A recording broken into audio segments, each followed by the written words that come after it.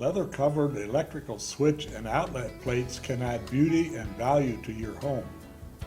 Moreover, if you are a leather crafter who sells your creations, you will find them to be very marketable and very profitable. They can be custom designed to complement the existing home decor and for places like the kitchen or children's rooms. Here are a few examples. No matter what the configuration of the various plates, the covers we're going to make from them are all made the same way. The first thing we will do is make ourselves a cutting pattern. I'll make that out of some heavy cardboard as I have here, and I'll locate my plate in a square corner as you see me doing here. And now, depending on whether I'm going to stitch the edge, lace the edge, or just trim the edge, I need to cut my piece oversized. In this case, I've decided to lace it, so I'll allow about 3/8 of an inch on all sides. And I will just draw around the switch plate using a pencil, and I'll draw the 2 screw holes in this place. Now, we won't draw this opening yet for the toggle. We'll do that later. So now I will add my 3/8 of an inch to all 4 sides. And then I will take my straight edge and I'll draw my outside border lines. Next, I will use a stencil knife and very carefully cut out my pattern that I'll use for cutting. And now we are ready to cut leather. For these switch plates, I'm using a 4 to 5 ounce vegetable tanned leather. I will place my pattern on the leather, as you can see, and then I will very carefully scribe around the outside with the scratch-awl, and I will mark the 2 screw holes with the awl. Next, I will cut these parts with a sharp stencil knife.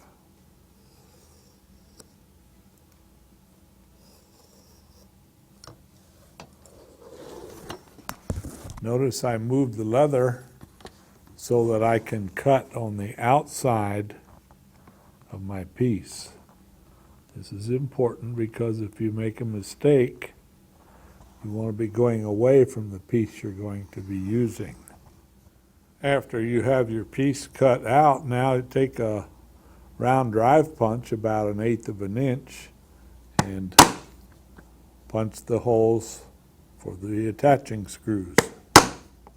Now we can take the plate and turning it upside down, I can very carefully line up the holes, and now with my scratch-awl I can mark the opening for the toggle switch. I will once again use my stencil knife and very carefully cut out this opening. We are now ready to do our tooling. It is a good idea to cement our leather down to a piece of cardboard with rubber cement to prevent it from stretching. Since I have decided to lace this one, I will take my wing divider and put my stitch line on there. This will help me locate my pattern. And now I will place my pattern and continue to trace.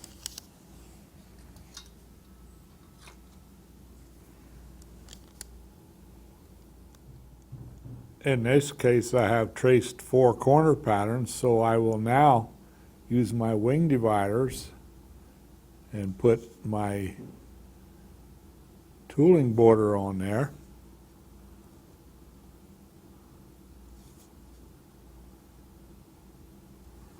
And we're now ready to start swivel knife cutting.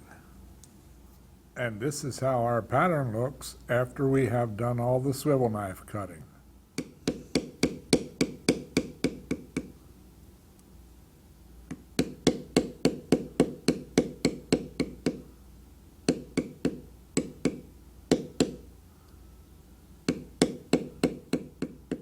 And this is how we look after we have done the pear shading.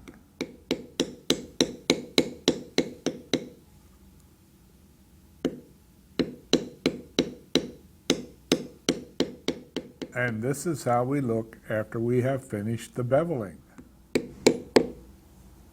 I'm using a veiner, as you can see, to deepen the ends where these flower petals come in. And now we will do some decorative cutting. And our decorative cuts are finished.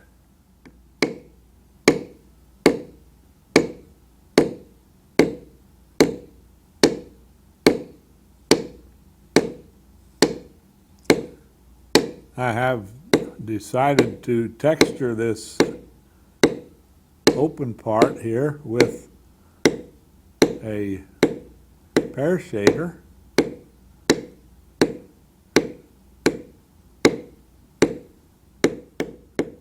Please note that I rotate the tool each time I pick it up so that we don't get a pattern. We just want texture. This is how we look after we have textured all the open area. Our final step in the tooling is to put a nice border on these areas where we have a straight line. And our tooling is finished. To prepare for cementing the leather to our switch plate, it's a good idea to take some light or medium grit sandpaper and rough up the surface of the switch plate. No matter if it's metal or plastic, it's a good idea to do this. This will make sure that your cement sticks well to the plate. I would recommend that you use a permanent solvent type contact cement like you see me using here to cement the leather to the switch plate.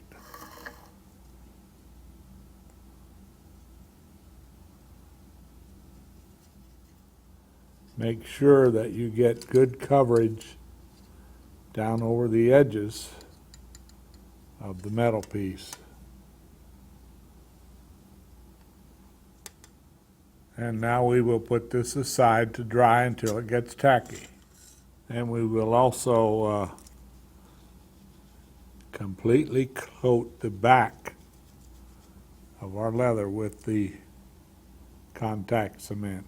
Normally we would tell you to put dye and finish on your leather before assembly, but in this case we want to put it on after. First thing I'll do now is very carefully line up all my holes, and when I'm satisfied that everything is in position, then I can place my leather onto the switch plate. Now, at this point, I'll take some water and I will lightly dampen the surface.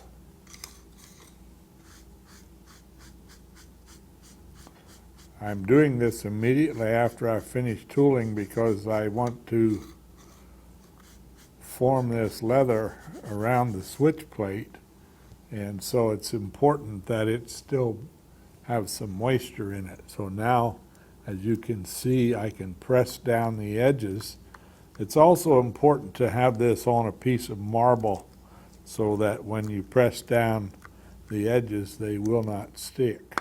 and we'll form it over the plate as you see.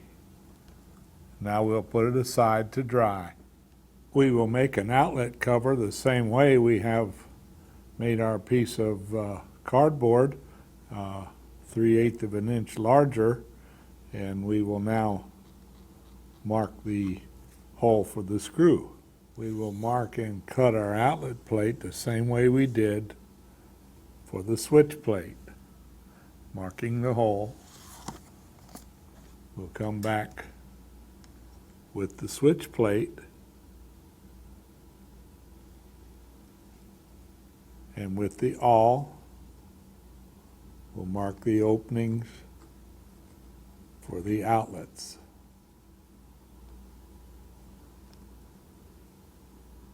I have coated the front of my switch plate and the back of my leather with permanent contact cement, and now I will carefully turn the switch plate over and place it in position.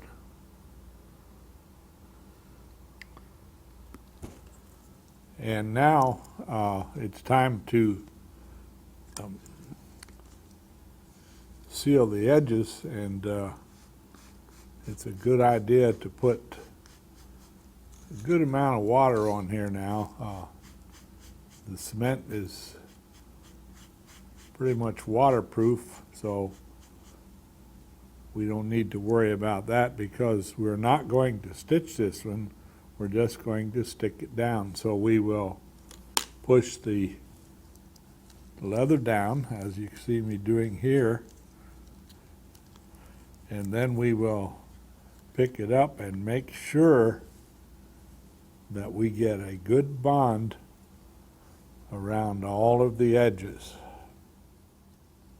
If you want, you can lay it down like this and tip it up to get a good bond. Make sure that the corners get down securely. And now we can let this dry in this position. After the leather has dried, we can now turn it over, and with a good sharp stencil knife, we can trim this right up against the metal.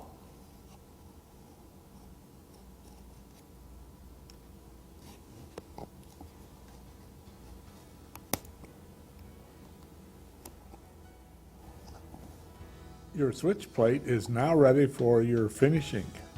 For those that you would like to lace or stitch, this is purely decorative, so it's just a matter of punching holes and lacing or stitching.